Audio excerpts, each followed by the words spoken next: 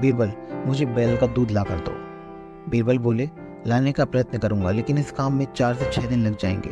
अकबर बोले, 4-6 दिन की जगह अगर 8-10 दिन भी लग जाएं तो कोई बात नहीं, लेकिन बैल का दूध ज़रूर मिलना चाहिए, क्योंकि एक मशहूर वैद्य ने मुझे एक दवा दी है जिसका इस्तेमाल बैल के दूध के साथ ही करना है। बीरबल घर आए और उन्होंने अपनी लड़की से परामर्श करके कहा, कल आधी रात को बादशाह के ठीक नीचे वाले घाट पर जाकर कपड़े पीट पीट कर धोना और किसी के पूछने पर कारण किसी को मत बताना।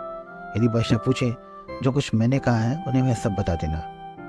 अगले दिन बीरबल की लड़की ने आधी रात को घर के मैले कुचले कपड़ों की गठरी बांधी और बादशाह के महल के ठीक नीचे वाले घाट पर जाकर उन कपड़ों को पानी में भिगो भिगो कर पत्थर पर पीटना शुरू कर दिया। रात के सन्नाटे में जोर जोर से कपड़े पीटने से फटफट का कर्णभेदी स्वर गूंजने लगा और बादशाह की निद्रा भंग हो गई। उन्हें बड़ा क्रोध आया और उन्होंने पहरे वाले सिपाही को बुलाकर उनके निद्रा भंग करने वाले को पकड़कर लाने का हुक्म दिया। आज्ञा पाकर सिपाही घाट के पास पहुंचा तो उसने देखा कि 18-19 वर्ष की एक सुंदर लड़की कपड़े धो रही है। सिपाही ने उस युवती से बेवक्त ऐसा करने का कारण पूछा और बादशाह के सामने उपस्थित होने के लिए कहा, पर युवती ने सिपाही की बात सुनकर अनसुनी कर दी और पहले के समान काम में व्यस्त रही। सिपाही उसकी इस अवज्ञा से झुंझला उठा और बोला, आधी रात में कपड़े धोकर तुमने बादशाह की नींद खराब की है और अब उनकी आज्ञा की अवहेलना भी कर रही हो। यह उचित नहीं।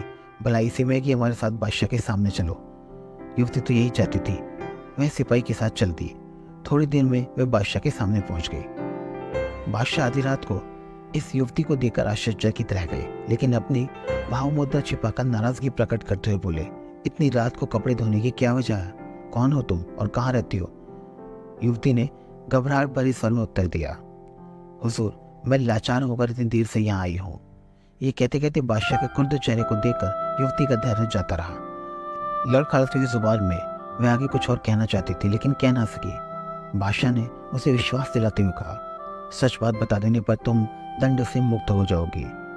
ये सुनकर युवती ने कहना शुरू किया, आज सुबह मेरे पिताजी को लड़का हुआ। दिन भर तो मैं वही कामों में उलझी रही। अब जरा सा विश्राम लेने का अवकाश मिला तो ख्याल आया कि कल साफ कपड़ों की जरूरत पड़ेगी, लेकिन घर में जगह ना होने की वजह से यहाँ कपड़े धोने चली आई। कल इन्हें काम में लाऊंगी।